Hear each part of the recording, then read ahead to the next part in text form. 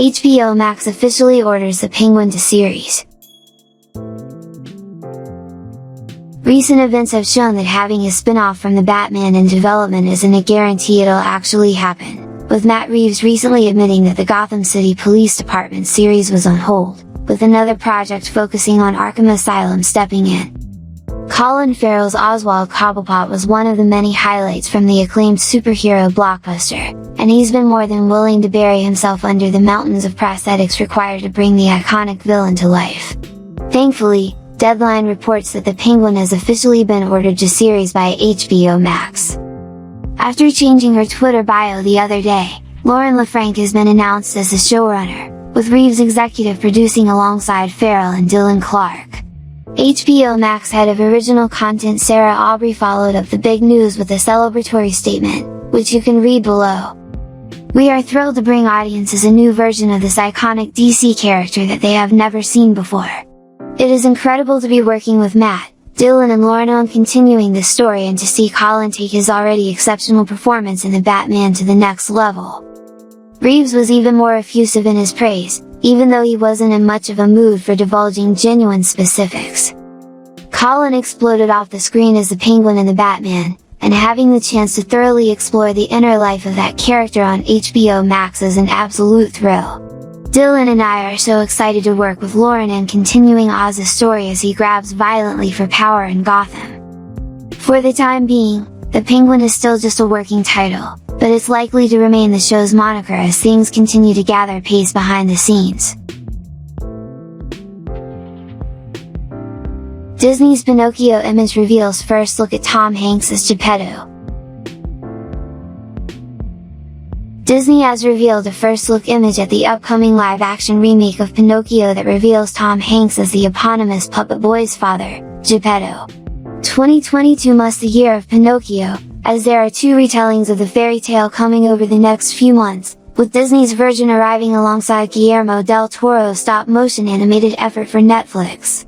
As del Toro's film is out in December, the first one audiences will get to see is the Mouse House's reboot, which is premiering on streaming this September. And, going by this first glimpse, Disney's Pinocchio promises to be yet another faithful adaptation of one of their animated classics. With a fluffy white wig and mustache, Hanks looks like a close match for Geppetto's design in the 1940 original, while the Pinocchio puppet, who will be voiced by Benjamin Evan Ainsworth, the haunting of Bly Manor, sitting on the tabletop in front of him could not be a more accurate recreation of the OG character. Anyone familiar with the story will know this still comes from just before Pinocchio is granted life by the Blue Fairy, though the wooden kid's desire to become a real boy will lead him to embark on many a wild adventure. Joining Hanks and Ainsworth in the cast is Cynthia Erivo as the Blue Fairy, and Luke Evans as the villainous coachman, who leads Pinocchio to Pleasure Island. Joseph Gordon-Levitt, meanwhile, provides the voice of Jiminy Cricket, with Keegan-Michael Key as devious fox Honest John, and Lorraine Bracco as new character Sophia the Seagull. Legendary director Robert Zemeckis directs the script he co-wrote with Chris Weitz, Cinderella, marking the Back to the Future filmmaker's first collaboration with Hanks since 2004's The Polar Express. With Broadway stars like Erivo and Evans on board, expect this remake to retain the old film's iconic songs. Look out for Pinocchio on Disney Plus this fall. Amid delay, Aquaman and the Lost Kingdom director says he is cautiously optimistic.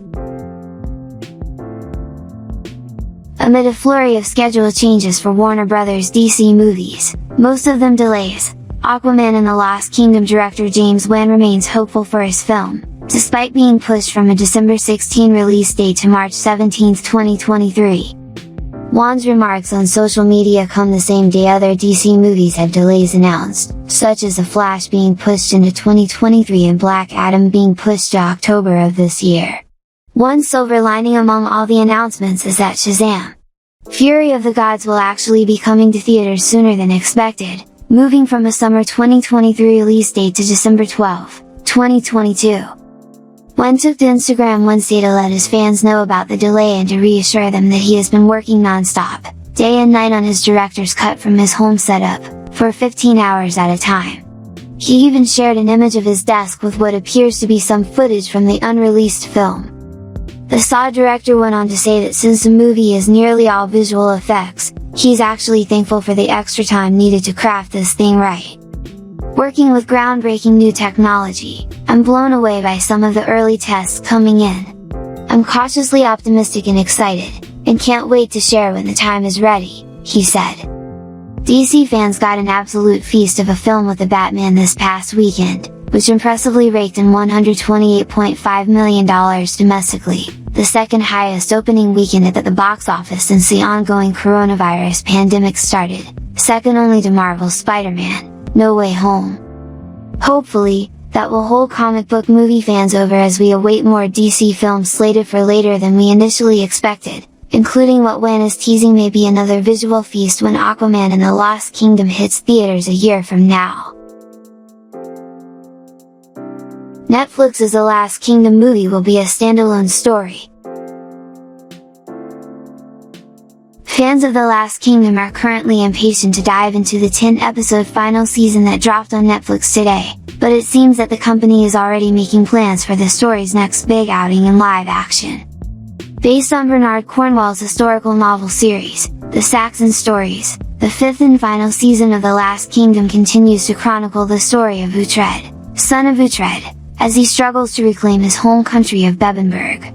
We've yet to watch for ourselves how the warrior protagonist's story ends in this conclusive run, but showrunner Nigel Merchant has recently put fan worries to rest by revealing that the upcoming spin-off film, Seven Kings Must Die, will be a standalone story and not a sequel. Here's what the executive producer said in a chat with Radio Times. In terms of Season 5, we felt these two central strands of the story were coming together and it was the natural point to finish the TV series. Over the 5 seasons, there was a very definite beginning, middle, and end, so it was a group decision that we came to. However, we did know there were a few more books following on from where we get to at the end of Season 5. So we did start to talk to Netflix fairly early about whether we could tell that end piece of the jigsaw so that it would feel complete. From what we gather, the current storyline will definitely come to an end when you reach the finale of Season 5, but the story will continue to adapt Cornwell's novels, maybe all the way up to the 13th and final book, Warlord. Netflix hasn't announced the cast of Seven Kings Must Die, probably to avoid spoilers about who'll make it out of this latest chapter alive, but hopefully, the list includes all the characters we've grown to know and love since the show's conception in 2014. Okay, stay tuned to our channel.